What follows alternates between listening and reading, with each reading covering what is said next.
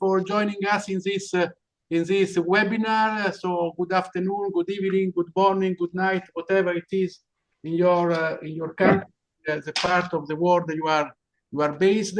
So I don't need to introduce the topic of this webinar, because especially in Europe, we are quite challenged and quite frightened by what has happened in the last months with these outbreaks. But I know that other countries are fighting against against this problem. I just discussed with some Ethiopian colleagues that mentioned that there are many outbreaks also in Ethiopia, and perhaps it is the same in some other country. I don't want to waste time, because we are here for learning something new, for being updated on the risk of the foot and mouth disease, this particular disease, on the diagnosis, on vaccination strategies, and the expert that will present will give us this insight in this disease are two outstanding experts for foot and mouth disease, and precisely Dr. Fabrizio Rosso and Dr. Kees van Maanen. Fabrizio is Deputy Executive Secretary of the European Commission for the Control of Foot and Mouth Disease, and Kees is also a consultant a specific consultant for foot and mouth disease in this committee. I suppose Fabrizio will introduce shortly what is this commission. It's a European Commission, but I know that involve also neighboring countries and other countries around Europe. But I don't want really to waste more time. I thank Fabrizio. I thank Kees for this opportunity that is given to us. Therefore, I just would like to give the floor to Fabrizio and to Kees for their presentation. Just only one technical information. Please mute all the microphone in order not to disturb the speaker and the listeners.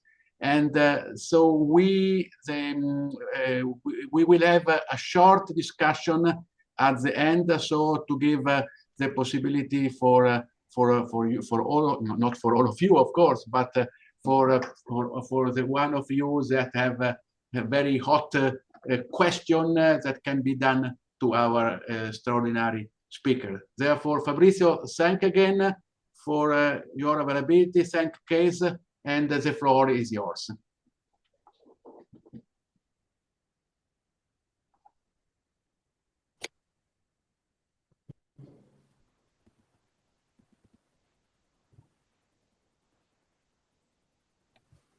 Thank you very much. Can you see my screen? Yeah, but still in the working modus of PowerPoint. Yeah, now it's better. That's good. Fantastic. Thanks. Good. Thank you very much, and thank you very much, Arcangelo. Thanks for the invitation. It's really a pleasure to be with you today. Thanks also to my colleague Kees, who has accepted to be with me today. And we have prepared some slides. We will see how we can deliver better. It's a bit challenging, you know, delivering this presentation online because we cannot see the whole audience. But we will make sure that to have some time at the end for some questions from you. And perhaps I would start with only one slide to say who we are, because a bit of background. We are a regional commission that was established by 6 countries in the 50s to improve the coordination at the regional level related to the efforts that were provided at that time for FMD control. In a period where I can hear a very bad echo. Okay, now it's better. In a period where frequent outbreaks were occurring in Europe. Then the scope of the work of the Commission changed a bit in the 90s. Some European countries started becoming free from FMD. But the concern was more in the areas of the East Europe and the Balkans, also due to the political instability in that area. So the focus of the Commission at that time, between 1990 and 2000, was more on focus on those areas of risk and strengthening the surveillance in those risk areas. Then number of members increased over time. Now we have 39 members, those that you can see in dark green. And the more recent, let's say, objectives of the Commission are related to ensure or improve early warning and rapid response in our members, but also reduce the risks, hence working outside our members, for example, in the European neighborhood, and also through the support to the global strategy for the control of FMD. So the agenda that we have proposed today is to go to few key aspects of FMD, the characteristic of the disease and the virus, but also the global situation and diagnostics and vaccine consideration. And I would start with a question: why is FMD a concern? It is a disease that is widespread and indeed is present in many countries. The mortality is low. The production is affected, yes, but animals normally recover from the disease, although not always the production is recovered. The cost of eradication are extremely high, and the civil society is very sensitive to some eradication measures, for example, the culling of the animals. And also in some countries, meat and milk from infected animals are destroyed, resulting in food loss. Well, the answer to this is perhaps obvious to this audience. There is a quite important impact at the national, regional, and global level, and also at the farm level. And the losses are visible losses, direct losses like milk drop, reduced weight gains, but also fertility, change in earth structure, and indirect costs, such as the costs related to the control of the disease and the impossibility to access to the market. And actually what we are seeing also in the recent cases in Europe, so 3 countries that have detected outbreaks, and in particular with the third countries trading with those countries immediately stop the trading. Sorry. But if we look at the, let's say, wider level, we have 1.2 billion of large ruminants, which are in FMD and endemic countries. And the global estimate is that 32 million of livestock units are affected by FMD in a year. But maybe this figure is much higher, and it is estimated to be more than 200 million based on serological surveys compared with the reported cases, with a consistent impact, and not only in free countries, but also in not free countries. And perhaps a message to us is that these studies are a bit dated, and I think that new figures and new assessment would be actually needed and useful, also to advocate for more FMD control at the global level. With regards to the epidemiology of FMD, well, first of all, and most important message is that epidemiology is very dynamic. There are 7 virus ecosystems that are called pools, that in which the specific virus strains are maintained. Virus strain circulation is maintained, and which require tailored diagnostics and vaccines. You know all that there are 6 circulating FMD serotypes. Serotype C has not been detected globally since 2004. And long-distance transpool movement of FMD virus lineages occur often and are unpredictable. And this is why international partnerships are essential to collate, share, and analyze data. And perhaps briefly to report that since 2012 there is a global FMD control strategy which aims to assist regions and countries in progress in the way that FMD is understood and controlled. Well, you saw the maps with the different countries in different stages of this progressive control pathways. But what we expect in the future, on the animal production side,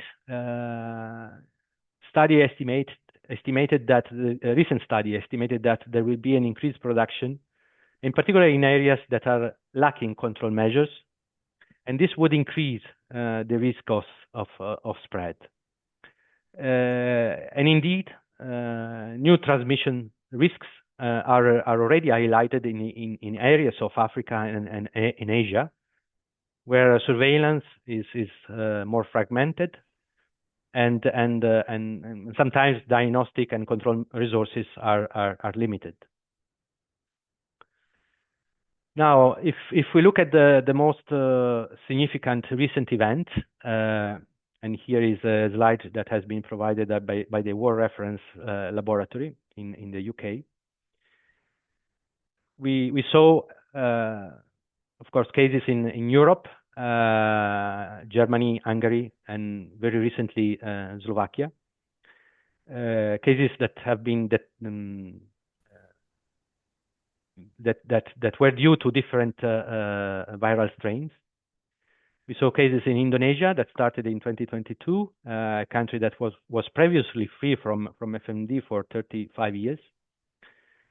Cases in the Mediterranean region with new introduction in Algeria and other North African countries, Middle East, Iran, and Turkey. And you saw all these different topotype and lineages, serotype, topotype, and lineages on the screen. I think that you all know that there is no cross protection among different serotypes, and the efficacy of vaccines is also variable towards different strains within the same serotypes. So this is why the global surveillance is important, and so it's really, really important to monitor the spread and the evolution of the viruses around the globe. And also it is very important to perform regular vaccine matching with the circulating strain to inform on the efficacy of the vaccines that are available.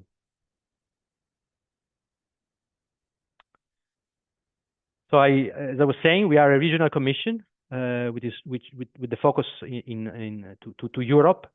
But of course, with an eye at the global level, and providing also some support, particularly in the past years, on sustaining the global FMD control strategy. But if we look more closely to Europe or its neighborhood, well, in last biennium, we observe an increased risk. We saw the serotype O lineage Panacea 2 and 10 detected in Turkey in 2024 after 1 year and a half that was not detected in the country. Iran 05 detected in Turkey last year after few years.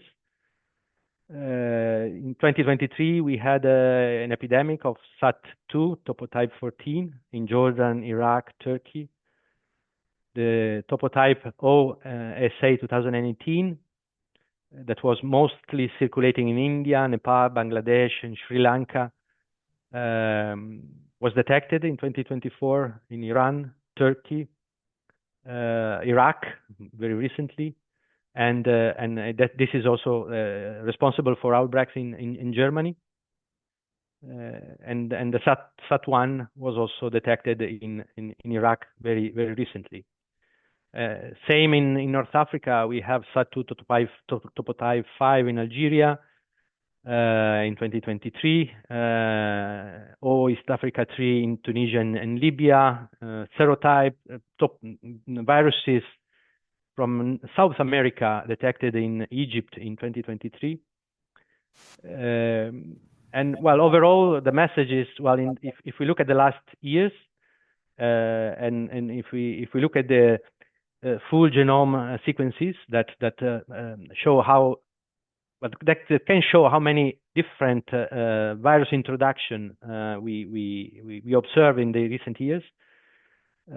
We have observed at least 9 different introductions in North Africa since 2017 and 15 in Middle East since 2020. This shows that the risk for Europe, but also for the European neighborhood and regions around Europe is increased in the latest years. Well, you all know, and although the audience is wider than Europe, but I thought worth to mention it, that we had recently, Europe is recently experienced FMD in Germany at the beginning of the year. Outbreak was detected in a herd of buffalo, a small herd of 14 buffaloes. And well, I don't know how much, but the topotype the detected was South Asia 2018, closely related to isolates previously collected in Iran and Turkey and now also in Iraq. The other occurrence that we observed was in beginning of March in Hungary. Perhaps this is more worrying than the previous case that I've described in Germany, where the herd was quite a small herd in a natural reserve, not very connected with other. Through each wheel, herds. It gets smaller. And in this case, this was a big dairy herd of more than 1,000 animals, with signs detected at the beginning of March, with a loss of appetite, decreased water consumption, and then clinical signs appeared. Let's say 2 days after, more typical clinical signs. I mean, with vesicles and lesions in mouth and the interdigital space. And in this case, the topotype was Panacea 2 and 10, with closely related to isolates previously collected in Iran and in Pakistan. And the very last case of the around the 21st of March in Slovakia, there were 3 cases detected of dairy herds And here the stamping out is ongoing as far as I know, and also suppressive emergency vaccination has been used to limit the spread while the operation of outbreak of culling is ongoing. So here the reference to the disease itself. It's a high contagious disease. These additional cases in Slovakia are not, I would say, not unexpected. To be honest, normally the infection requires very low infection dose. The virus is produced in very high quantities by infected animals. You know that the virus is present in all excretions and secretions. The FMD has high morbidity and low mortality, and the virus is quite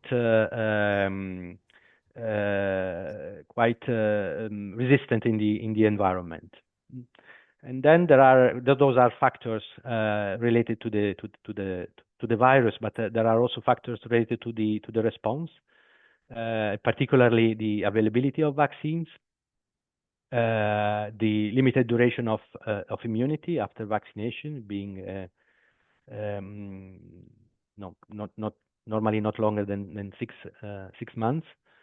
Biosecurity is always biosecurity measures are always important, but application of such measures is not always easy in different settings, and other factors related to the control of the disease.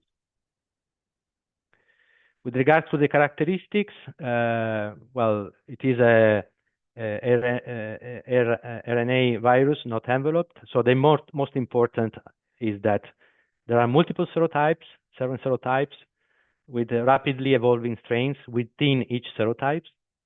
And the other element that I already mentioned is the resistance in the environment. Although the virus is destroyed by acid or alkaline pH. You know that there are many susceptible species, particularly cattle, pigs, sheep, goats, and water buffalo, and also wild animals such as wild boar, African buffaloes, and deers. And signs, this is important. Signs can range from a mild to signs can range from mild to severe. And the severity depends on the host, depend on the strain, depend on the exposure dose, depend on the age and the breed of the animal, and also the host immunity. I think that this is important. The pathogenesis. There are 2 main principal ways in which animals can become infected, which are the inhalation of virus particles and ingestion of food material containing the particles. The primary replication occurs in the lymphoid tissue of the upper respiratory tract, and then the virus enters in the bloodstream, and then it goes to the epithelial predilection sites, which includes the tongue, the dental pad, teeth, the coronary band, and the interdigital species, where it's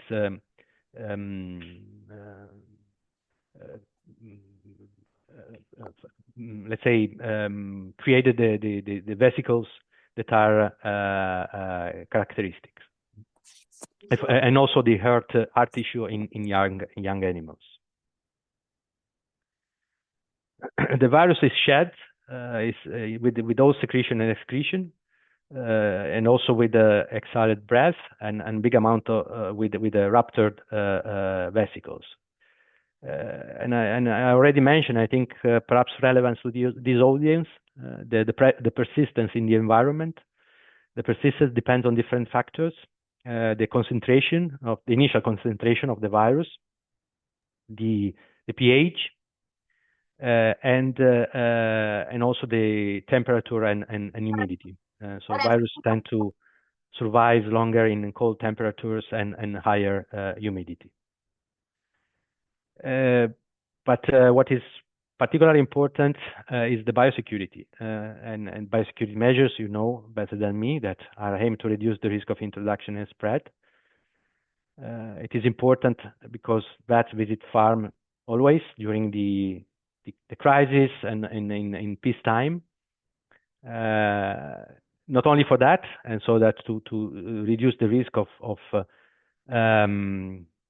spread of the disease, but also to lead by example and demonstrate proper biosecurity measures to the livestock keepers.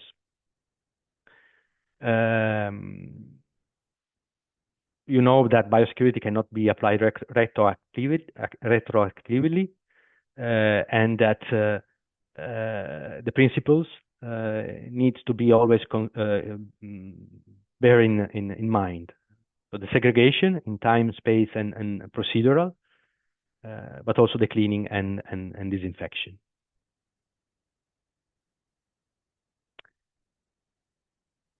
With regards to the clinical sign and lesion aging, well, as I was saying, the clinical signs depend on the strain of the virus, the age, the species, and the breed affected, and the typical signs are the occurrence of blister vesicles on the muzzle, tongue, lips, mouth, above the hoofs, on the teeth. And then we have ruptured vesicles in the later stages, and extreme lameness and reluctance to move or eat. Other symptoms are often fever, depression, hypersalivation, and loss of appetite, and particularly the drop in milk production. This is quite characteristic, and we are seeing that also in endemic countries. So very quickly, because I don't think that we have a lot of time, but the lesions evolve from the formation of vesicles in the first day, and then there are freshly ruptured vesicles, and then in day 3 lesions are start to lose their clear margin, then the fibrins start to be deposited. Then in day 4 and 5 there is a evident fibrin deposition, and then after day 10 the scar tissue is very noticeable, and the lesion takes a very pale color. And this is quite useful for outbreak investigation, because estimating the age of the lesions is important for establishing the most likely incubation period, so the period where the disease has been introduced in the farm, and also establish the infectious period, so the period where the disease has been likely spread to other farms. And speaking about transboundary animal diseases in general, but also particularly on FMD, there are 2 main risk periods. One is between the introduction and the first detection of the infection, where the awareness and the capacity to detect early clinical sign is quite key. And then the period when the detection of the virus is, let's say, confirmed, and so implement the implementation measures to tackle the disease start. And in both, time is key, because it's key to detect very early the disease, and it's key to implement very early control measure. I'm finishing my part saying that there are many diseases that where symptoms are similar to FMD, I think that is the main message is that it is important to have a very strong passive surveillance system, able to raise the suspicion and have the possibility to have a proper investigation of all the suspicions that are raised in a country. And with this, I give the floor to my colleague Kees, that will continue on the other part of the presentation. Thank you very much, Fabrizio. I will continue since we already have had half an hour. So I will talk a bit with you on sampling and diagnostics. And of course, sampling is very important to take the right samples, because a diagnostic test is only as good as the samples you take. And the richest source of virus for detection is actually vesicular fluid or epithelium from fresh lesions. So for diagnostic purposes, it's very important that you find the most acute or the most recent cases in the herd. And when you take epithelium, it is important to take like 2 square centimeters of epithelium, roughly a thumbnail-sized amount. Well, this is like a summary of the principles of FMD diagnosis. When we talk about FMD virus-infected animals versus recovered animals or vaccinated animals, in the infectious period, you want to take samples, preferably like vesicular fluid or epithelium or lesion swabs or probangs. I will talk about that a bit more, or clotted blood samples. And then you can do 2 things. You can detect the virus or viral components. And actually you can do that with virus isolation. That was our classical gold standard when I started as a virologist. And you can use lateral flow devices. We'll say a few more words about that. And those are tests that you can apply in the field, but that are not officially recognized in Europe, at least. And they take only 10 to 30 minutes, and you can detect and serotype the virus by ELISA, which takes like 4 hours.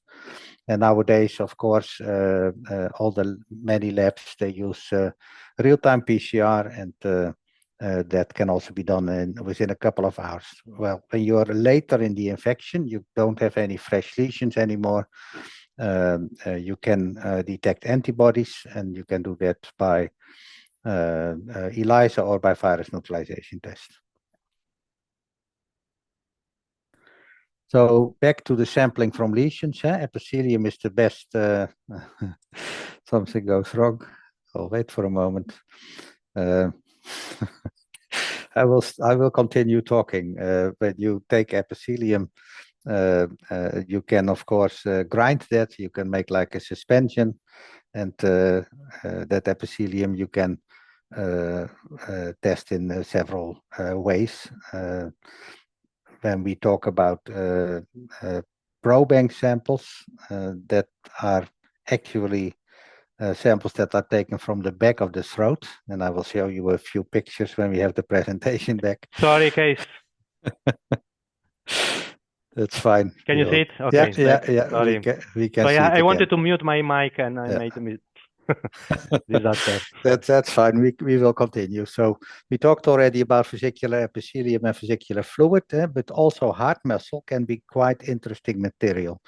We have seen, I've seen several cases in endemic countries where there were lots of lambs or calves, or mainly lambs, dying from myocarditis, and those myocardial tissues, they contain a lot of virus also. Well, we talked already about the 2 square centimeters, but it's also important to transport these samples in the correct way, and especially for virus isolation, it's important to use a transport medium, and your lab should have those kits available and those media available, and which are in equal amounts of glycerin and phosphate buffer. Well, vesicular fluids are difficult to get, but sometimes you have them, and then they are like gold for the virologist. They contain like 10, almost 1 billion virus particles per ml. Well, this is an example of a fresh lesion where you easily could take a decent piece of epithelium. Best not to of course, to do that carefully and gently and not remove the whole surface of the tongue, but use, for example, a forceps and scissors. Maybe sedate the animal with Rompun or Xylazine if it is necessary. And you can also take epithelium from the claws, from the interdigital space, for example, like in this example, but then you have to clean up first the claws very well. And it's always important to take, if possible, to take several samples from 2 or 3 or a maximum 5 animals. You should also be careful not to overload the lab with too many samples, but like 3 to 5 epithelial samples, that will be very good. Okay, this is the pen side test. Well, we had the pen side test for what we call the pen FMD test available, which did not discriminate between serotypes, but was rather sensitive, especially when you had fresh epithelium, to detect FMD yes or no. And we have now pen side tests available also for that are serotype specific. The Isler Institute in Italy and Brescia has developed and validated these tests together with the World Reference Lab in Pirbright, and they can detect, for example, AO and Asia1, or in another one, Z1 and Z2. Well, this is one that is just a summary of what sort of samples you can take, and it's not easy to read, so we will continue. And this is actually also important when you have no lesions anymore. And Fabrizio already stressed the importance of early warning. And you should realize that it is really very important that your passive surveillance system works well, that farmers are aware of the signs, of the clinical signs, that farmers are not reluctant to report, that when there is a report or a suspicion, there is an immediate outbreak investigation, because when the sooner that diagnosis is confirmed and those animals are culled, the sooner the virus shedding will stop, and the risks for the environment, for the surrounding farms will decline, of course. But you can be too late, and in many endemic countries, outbreak investigations can be a bit too late to get fresh samples, and then you may either see old lesions, and then you can take serum samples to detect antibodies. But you can also, when you investigate, let's say, farms that are dangerous contacts and still in the incubation phase, you may be too early actually to see lesions, but still you may have the suspicion because of fever, depression, milk drop, maybe lameness and hot feet, but not yet lesions. And that is, I would say, the ideal stage to take blood samples. And actually, you can just take clotted blood samples. This virus is not in the white blood cells. It is cell-free, you could say. So you don't need to take EDTA samples. It is okay, but you can just take serum blood samples to check them by PCR for viremia, because in the early phases of the disease, you will have virus in the blood, you will also have virus in the milk. And when it comes to, and you could even take probing samples, and we'll go into that now, because those samples, many vets in Europe are not accustomed to this anymore, but these are not disposables. These things, these instruments have to be produced and have to be reused, of course. So you need to have a cleaning system, what we call a 3-bucket system, one with water, one with washing soda or citric acid, and then again one with water. And then you can use them to collect a scraping from the oropharynx. And in the next picture, you can see it here. You bring it in over the middle line of the tongue up to the region of the oropharynx, and there you scrape with the edge of the cup along the epithelium, and you collect, let's say, a mixture of saliva and epithelium. And that contains virus, and will also contain virus in what we call so-called FMD carriers, because many animals, after having recovered from the disease, they will carry the virus in that region. So just to summarize that, when you are very early, there can be virus in the blood already, before you see any clinical signs, a couple of days before that, before you see epithelial lesions. Then you have the phase of the clinical lesions, and then you have, of course, antibodies coming up from about 5-6 days after infection. But let's say at 10 to 14 days after infection, you can find a decent amount of antibodies. Well, I think we have covered this, so we will continue. This is like a summary. I'm a virologist, so I would love to talk about all the details of these tests, but in the interest of time and also not to bore you, I will not do that. But one back, please, Fabrice.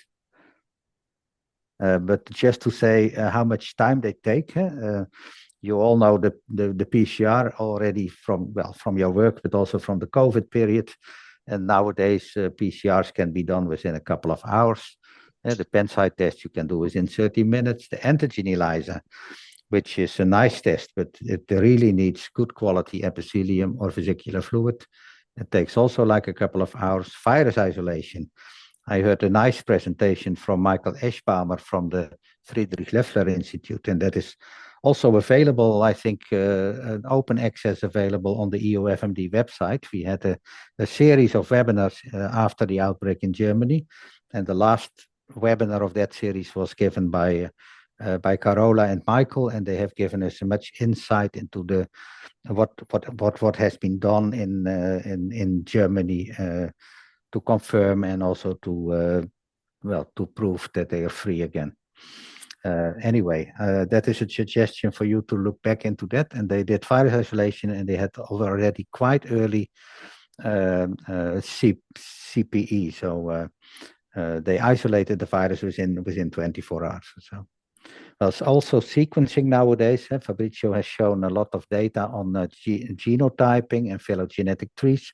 Also, that is not a magic anymore and can be done quite rapidly. This is just a summary when you can do things best, which tests are best in which period. But that is for you, and when you would be like a bovine specialist and going into the field, it's not so interesting. It's more important for you to know which samples to take and from which samples you can expect a result within which time frame, I would say. Next one.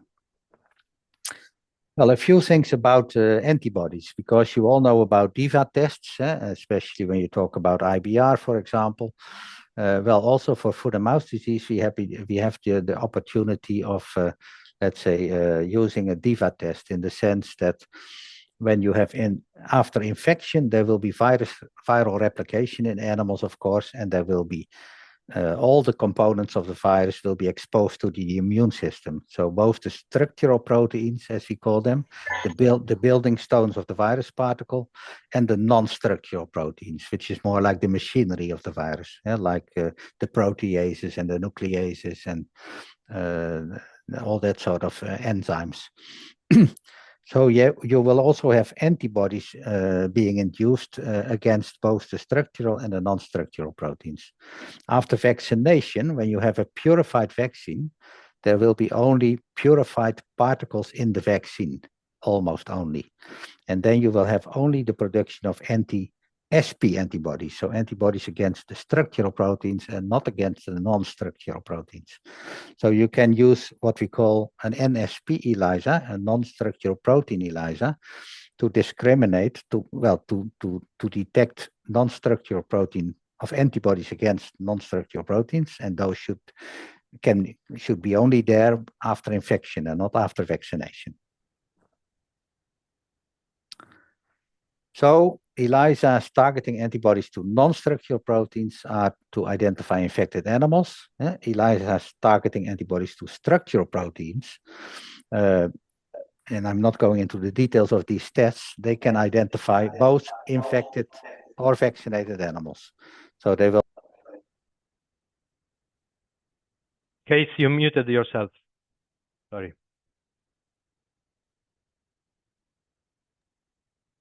Yeah. Oh, sorry, I don't know how that happened.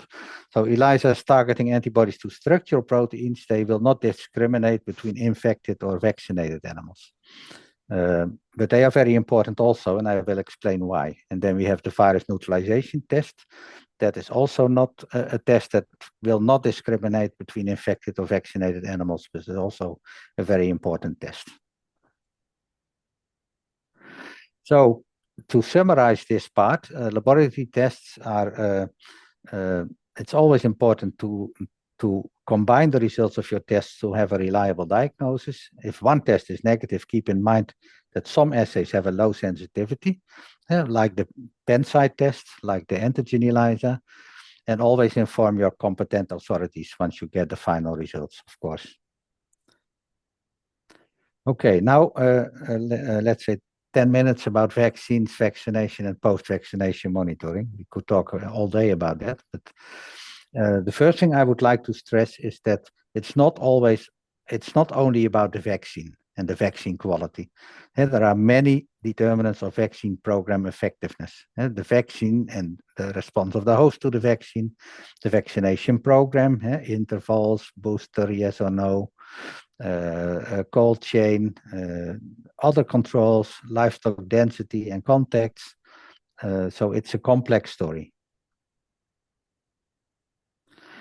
But back to the vaccine first. FMD vaccine production is not easy, and therefore it's also potentially dangerous, so it should be done in a very safe biocontainment way. Vaccine viruses are grown in biofermenters, mainly in suspensions. They are twice inactivated. They are concentrated to increase the potency. They are purified, and they're formulated with adjuvants. So it's not an easy process, and therefore they are also relatively expensive. And you all know probably that there are vaccine banks, and actually these vaccine banks, they're not vaccine banks, but antigen banks, because in many endemic countries, vaccines are produced routinely and formulated immediately and made available to the market. But in many free regions, these regions, they do not need to vaccinate normally, and they will not vaccinate normally, but they need to vaccinate in an emergency situation, like is done now in Slovakia. And that means that in such a situation, if you want to vaccinate, to apply emergency or suppressive vaccination, you need to formulate vaccine as soon as possible. And that means that we have in the world a couple of vaccine banks. They keep antigens, which is actually concentrated, inactivated, frozen antigens that can be formulated into vaccines in the event of an emergency. And it's of course important to have a proper selection of serotypes and strains in these banks, so that you can formulate a vaccine that is appropriate for the situation. And often the strain composition of such banks, of the strains in those banks, is confidential. And there are contracts with veterinary services. Well, quality control of vaccination is more than only the quality control of vaccine. I refer to these guidelines to the left that were published in 2016 are very useful, and they have all chapters on quality of vaccine, quality of post-vaccination monitoring, and how to do that. So vaccination strategy, vaccine selection, regime, coverage, distribution system, immunity. So many aspects are covered in those guidelines, but not that's too much for now. The FMD potency test, I will leave that, Fabrice. Yeah, this one you can keep for a moment, because it's important to realize that the more antigen you put into your vaccine dose, the higher the PD50 will be normally. And the PD50 is a measure of the, let's say, one PD50 is the amount of vaccine that will protect 50% of the animals against generalized foot-and-mouth disease.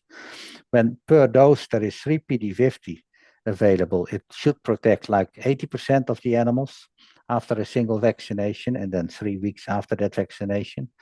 And when it would be 6 PD50, it would already be 90%. Well, in many endemic countries, vaccines will contain like 6 PD50, maybe sometimes 3 PD50. But in an emergency situation, you do not only want to protect animals of surrounding farms against clinical disease, you will also You also want to reduce the virus circulation as soon as possible. And to reduce the shedding, to diminish the shedding, it's important to vaccinate animals with a high potency vaccine. So what can you expect? This is also a sort of a summary, protection from FMD vaccination. Clinical protection will start from 4 to 9 days, depending on the dose also. It peaks around a month and it can last up to 6 months after a primary course.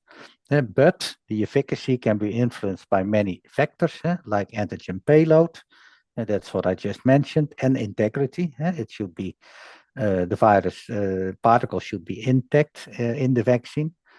The number of doses, boosting will improve very much the response. Severity and nature of the challenge, how high is the infectious pressure. Antigenic match, we have now this set2 situation. We have the set1 situation now in Iraq and Bahrain and other places, which is concerning. And therefore we need to know as soon as possible which vaccine would match best with that particular virus. And the same question was there, of course, for Slovakia and for Germany and for Hungary. And the vaccine matching normally is, most of the time, is done by the World Reference Laboratory and takes some time, but it's really very important. As I said, increased potency is used for reactive or emergency vaccination because it gives earlier and stronger clinical protection, but it also gives less virus replication and shedding. And it will broaden the spectrum of protection. Okay, this is just another picture to emphasize that, especially for endemic countries that are considering vaccination or are practicing vaccination, that there are many factors involved in evaluating vaccine effectiveness. That is what you should call it when you talk about how the vaccination performs in the field. And that can be recipient related, vaccine related, which is more about a vaccine failure, yes or no. And it can also be about program problems or incorrect usage, which is what I would summarize as failure to vaccinate. So there are many aspects to consider when the results of vaccination are disappointing. Well, a few words about population immunity serosurveys. Those are meant to provide evidence that a high proportion of vaccinated animals have the expected antibody response to vaccination, and that the level of population immunity is sufficient to block virus transmission. And there you can have all sorts of considerations for surveys, difficult surveys, large surveys, but also very small scale immunogenicity studies that are all described in these guidelines, which I advise you to download and read. Laboratory testing, all sorts of tests can be used for that, but we will not go into that now. Next one, please. I will come back to the FMD serology, the SP and the NSP tests. Again, just to summarize that infection with live virus will give will induce both antibodies against structural proteins and non-structural proteins. When you have only vaccination with purified vaccines, next please, you will have only antibodies against structural proteins. Next please. And therefore, NSP surveys are really very helpful. And for several reasons, actually. In endemic countries, it's very important to carry out NSP serosurveys prior to vaccination to give background information about risk factors and hotspots, and to measure the effectiveness of passive surveillance, because we may think that we do a good job with passive surveillance, but often the number of outbreaks that are detected or that are reported, which is another thing, is much lower than the actual number of outbreaks. The second objective can be to monitor the effectiveness of vaccination and or other control measures to see if the NSP seroprevalence is going down in the course of years after implementing certain measures. And the third one, which is of course something that is being applied now in Germany and later on in Hungary and Slovakia and other places that have had an incursion starting off with a free status, is to substantiate claims of virus freedom when seeking to obtain an official FMD free status.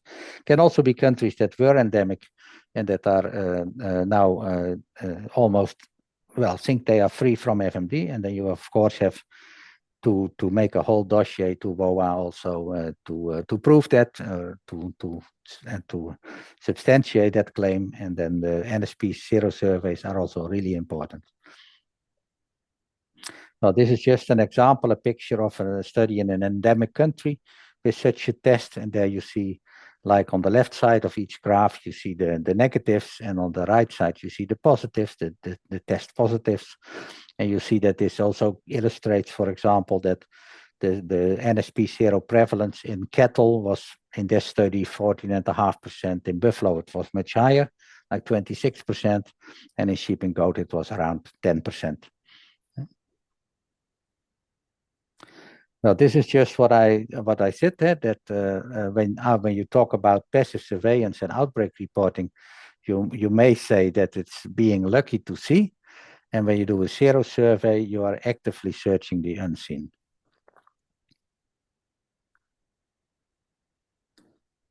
Why is this also important to use such surveillance possibilities or options in vaccinated populations? Because even in unvaccinated populations, detected clinical cases are a minority of those infected, the tip of the iceberg.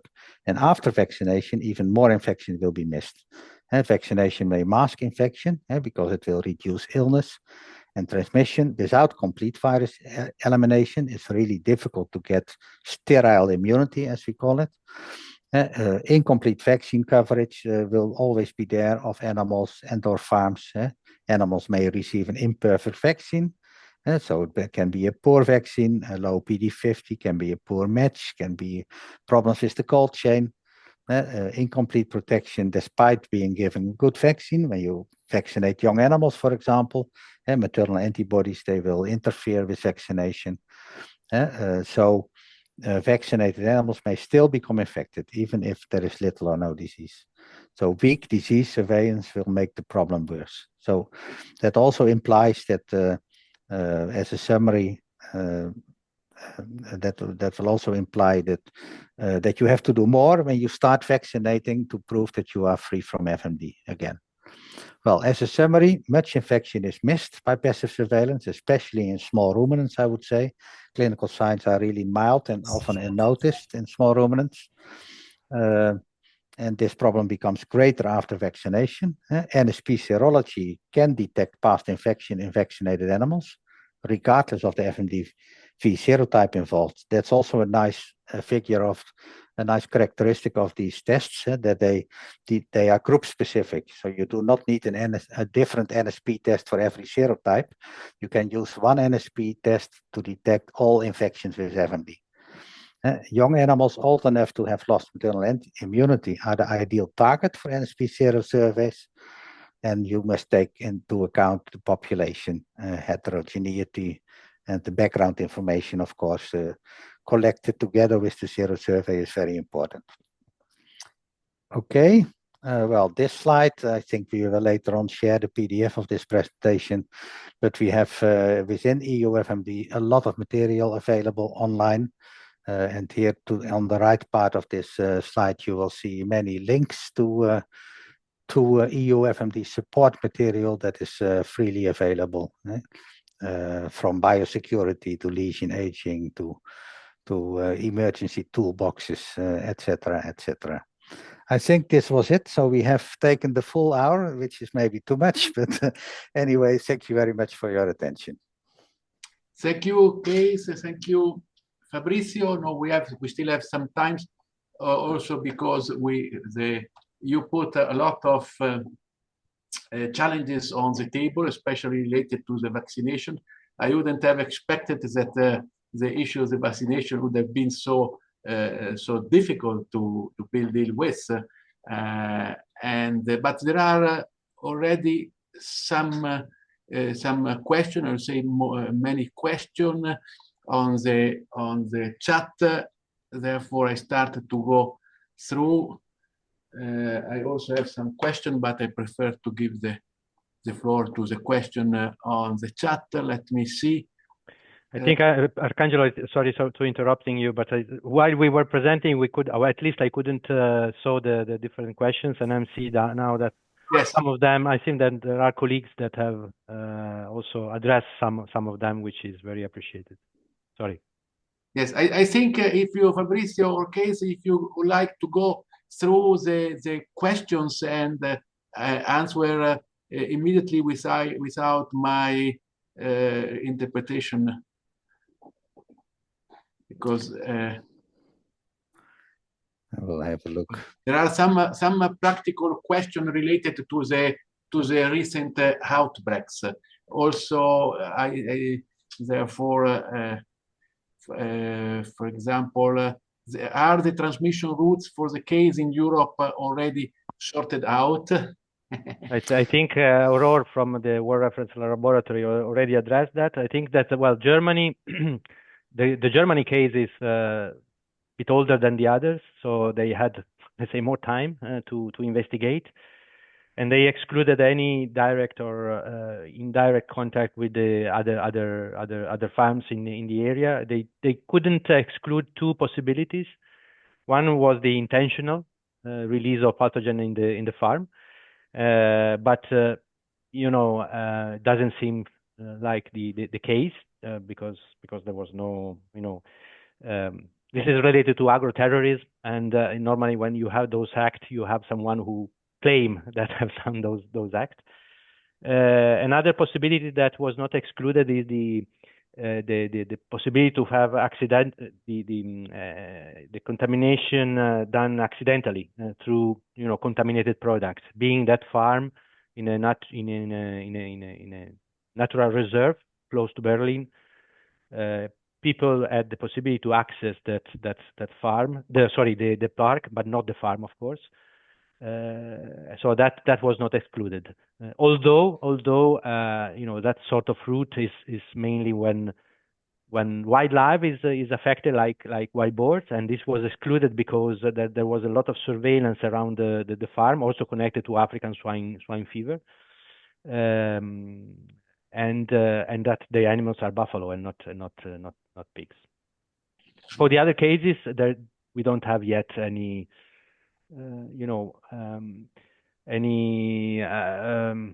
there are still speculation. There was the wind was mentioned as a cause of outbreak in Slovakia, but I think it's you know, the wind is described as a way of transmission.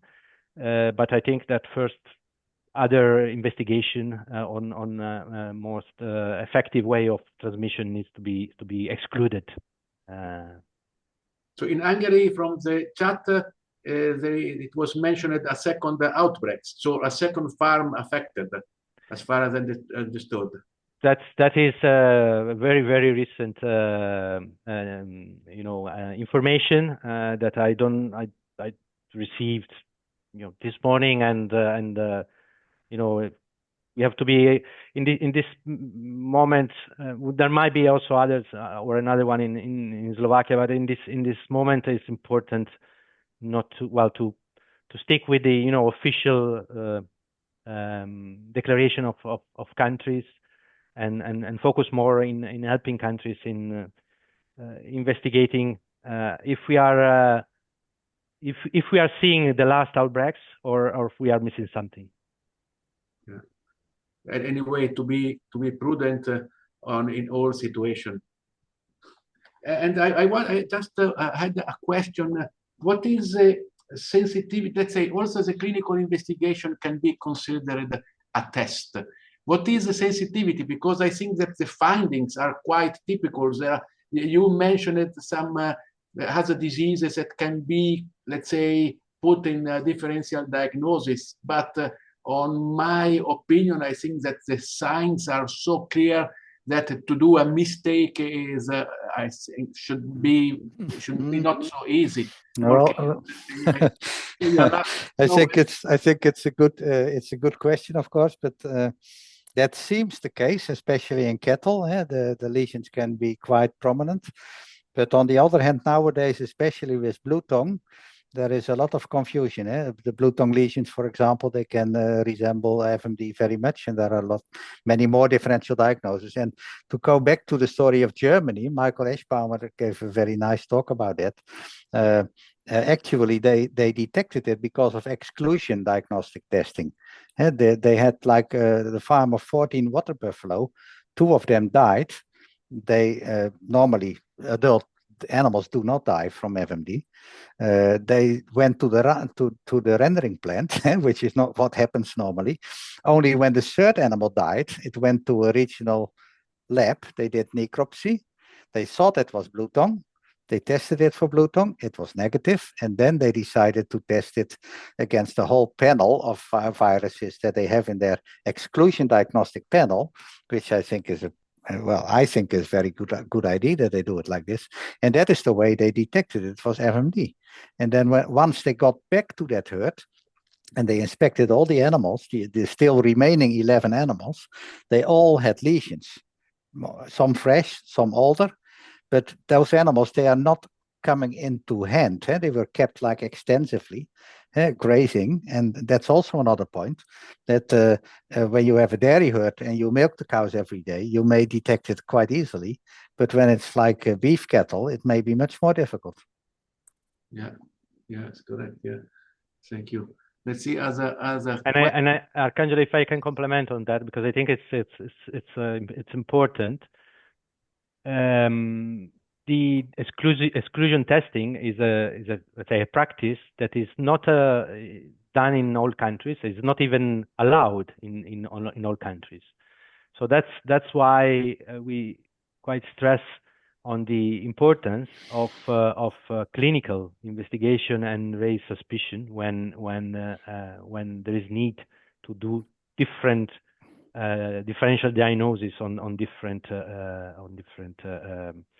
for different diseases. Yeah, thank you. Wow, especially the fact that in small ruminants the symptoms are not so clear, then is also quite an important issue. Let's go on. If you see some questions. I would like to say that please people look at the chat, because we have expert colleagues in this audience, and many of the questions have been answered by Aldo and Kees and Aurora and others. So that makes our job easy today. I would like, from a practical point of, from a virological point of view, I would say there is a question about BHK cells. Is why BHK is more susceptible to FMD for virus isolation? Well, I would not agree with that, actually. Vaccines are produced on BHK cells, but the viruses have to be adapted to BHK. And so for primary virus isolation, they're certainly not the best cells. Sometimes they work, sometimes they don't. And Aurora already indicated that there are other cell lines. And I know that especially the LFBK cell line was also in Germany, the first cell line where they had CPE. So labs should use several cell lines in parallel. And in the past, we used in the Netherlands always, like, and in Purbright, they still do it, I think, like bovine thyroid cells, fetal bovine thyroid cells. But those are not the easiest ones. But this is too much virology. So back to you. Oh, thank you. It was good. If this is a question, we have to answer, and I'm happy that you are particularly competent in this. There is a question, pigs are not considered as carriers of food of FMD virus. Why? Pooling sampling is possible, like epithelium samples, WABs. So the pigs, we haven't considered pigs yet, but they are also include of animals. So what is the risk, or what is the role of pigs population? Perhaps not in our European countries where the farms are closed, but there are many pigs that are also in small scale farming. I don't know. Well, I would say that the risk is very high because pigs produce a big amount of virus, and therefore the risk of transmission is very high. In Europe, it's true there are big farms that have quite a good biosecurity measures, but there are also quite a lot of small scale farms where the biosecurity is less implemented, let's say. And talking about pigs, there is also the role of white boars. We saw that, for example, in 2011 in Bulgaria, they were playing quite an important role. We saw how African swine fever is a different virus, a different disease, but how the wildlife population influenced the spread of the disease. So I would say that the passive surveillance also of this species is quite important. Yeah, really. Yeah, and also maybe the role of virus excretion in pigs. Pigs can excrete enormous amounts of virus. So when you would have like a big pig herd with FMD, it could create a huge plume of virus. And the first, let's say the first articles that I noticed as a young virologist about the spread of virus, the airborne spread of virus, was actually because of outbreaks in pig herds in Normandy or Brittany in France. With virus plumes going all over the channel to the islands of Jersey and White, and it was said at the time and also published that was the way of transmission. Yeah, thank you. There are two questions related to milk from Ahmad and from Frank van der Meer. What is the effect on milk quality? Do we need to discard this milk? And most cows develop mastitis. Also, teats are affected by lesions, so milking is painful. Milk contains virus. So this is perhaps you have already mentioned that the role and the risk of the milk. I think, Arcangelo, there is also another question related to the milk drop. Mm-hmm. And I would connect that with the surveillance, because you can really see in farms milk drop as a first sign. Even before the fever, and we see that in when we go to endemic countries, Kenya, during our real-time trainings. The milk drop can start up to 2-3 days before the onset of clinical signs, and it's quite impressive to hear, especially in endemic countries, how last the milk reduced production last, because it has really a severe effect. So I saw that Aldo Decker referred to specific studies, and I can also speak by experience that this is quite early sign, and but with longer effect in a farm. Okay, so let's go on. If there are some questions that people would like to switch on the microphone, we can also try to ask directly. Anyway, we continue. There is a question from Swen T. Why is vaccination potentially dangerous? Oh, this is I don't know whether. I think that was answered by Kees already. But there is so much in the chat now, but actually it is not dangerous. In the past, there were some stories about inappropriate vaccines that were not correctly inactivated, with maybe residual virus. But I would say that with all the modern FMD vaccines that are twice inactivated with BEI, that there is. I don't know any story from the last decades of vaccines that were not inactivated appropriately. Yeah, Professor Sanusi from Nigeria asked that say that foot and mouth disease is endemic. Can we vaccinate? This is a good question. Difficult to answer, perhaps. Yeah, Well, I would say the veterinary services in Nigeria, they may have a risk-based strategic plan, as we call it, how to control FMD and how to improve the situation. And often vaccination is an important part of such a plan. So, but I don't know exactly the situation in Nigeria at the moment.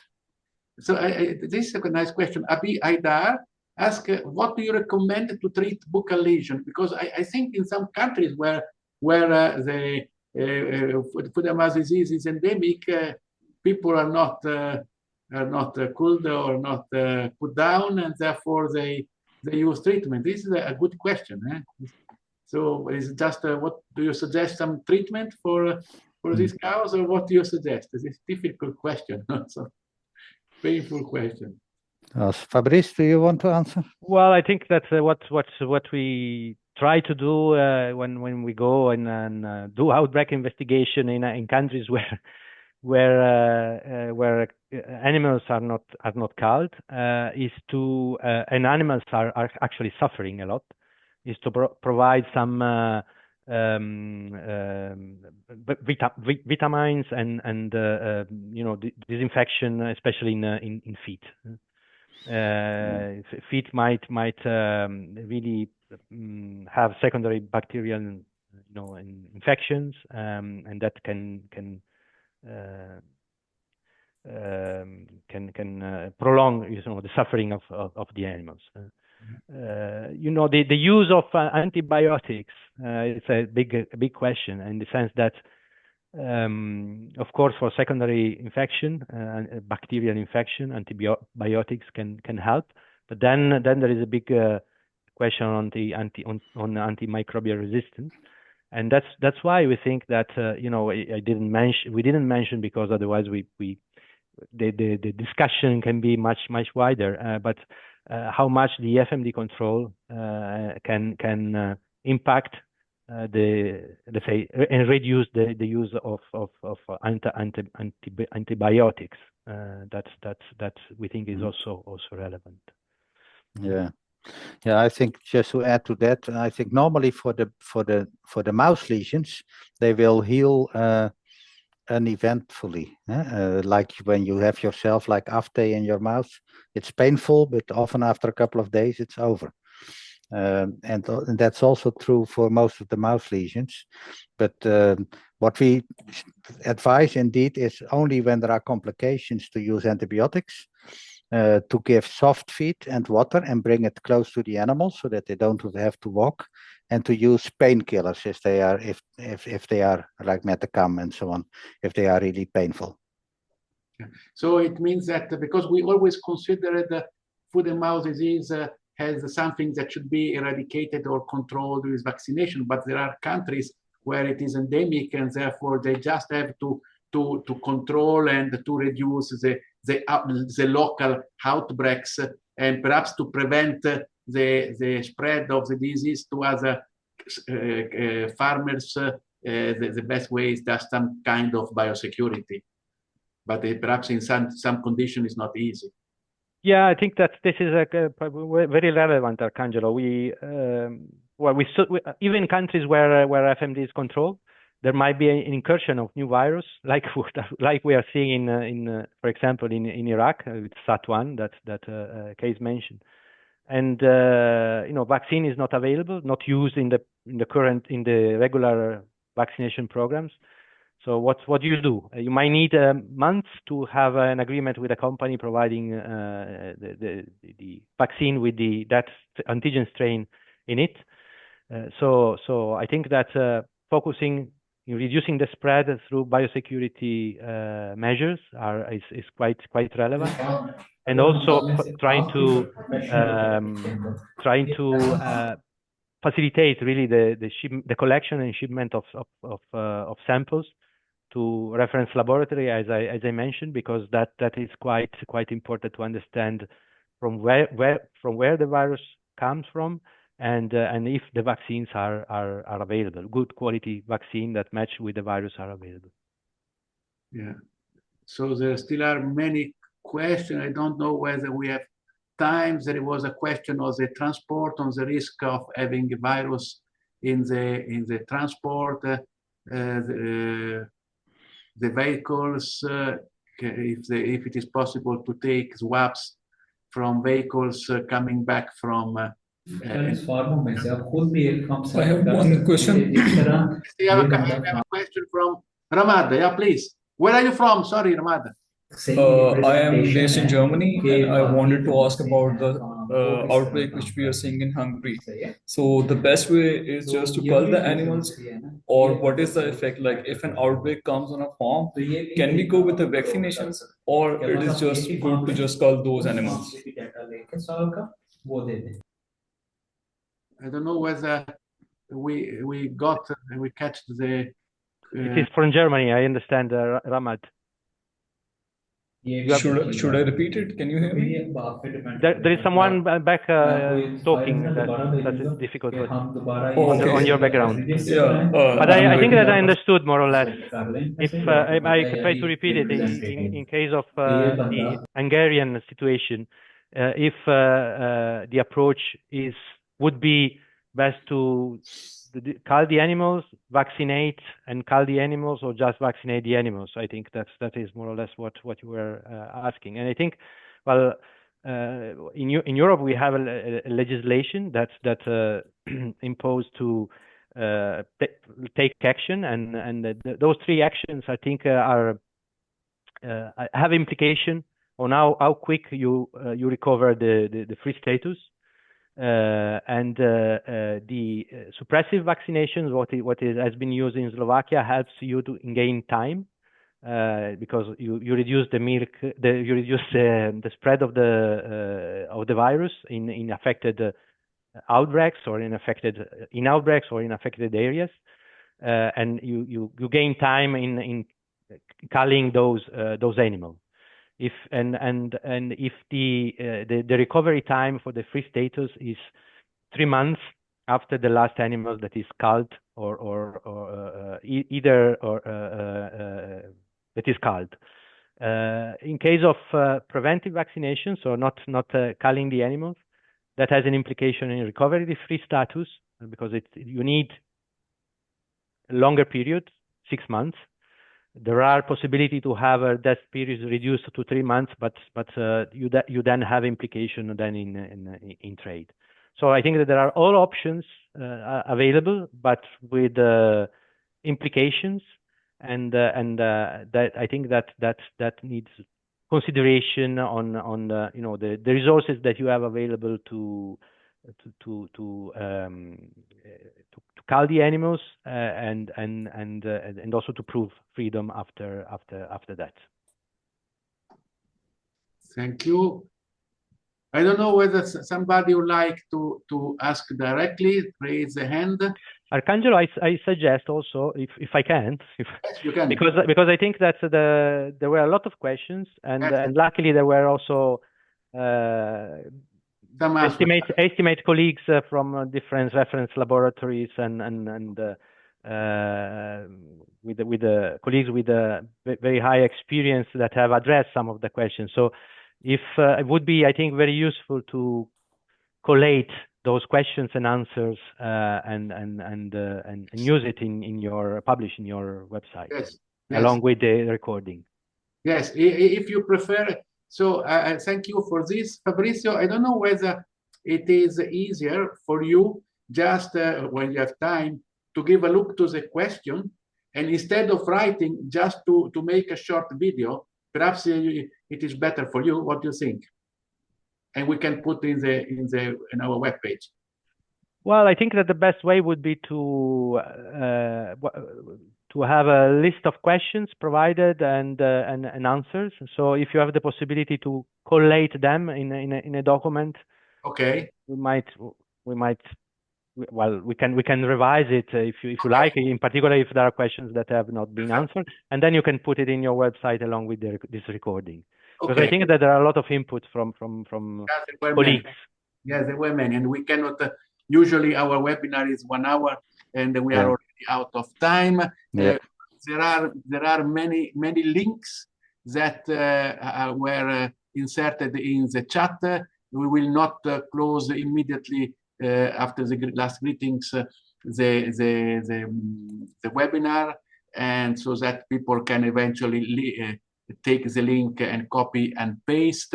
I just remind that the webinar has been recorded if the speaker allows that. So, and we will post it in our YouTube channel of the World Association for Buiatrics. So I thank Fabrizio and Kees for their kindness to give us this insight in the foot-and-mouth disease in this hot topic. I really appreciated your kindness, your availability. All the World Association for Buiatrics thanks you for this. We will keep in contact, and yes, we will. Peter, we will go through the chat. I don't know. You know perhaps better than me how to do it, but we will try to do that. And then we will be back to our speakers just for a revision. Thank you, everybody, for everything. Thanks, Kees. Thanks, Fabrizio. We will keep in touch. Thank you. You're most welcome. Thank you very much. And thank you to you for the invitation. Yeah, thank you. Thanks bye for being bye, with us. Everybody. Peter, you know how to take the. I will try to extract the chat, and I will make a mail for Kees and Fabrizio. Okay, we just do something in this sense. Okay, thank you very much, everybody. Okay. See you soon in the next during the next webinar of our association. Bye bye. Thank you. Ciao. Bye, thank you. Ciao, ciao. And Thank sorry. Bye, thank you very much. Have a nice day. We Thank you very much. So bye bye.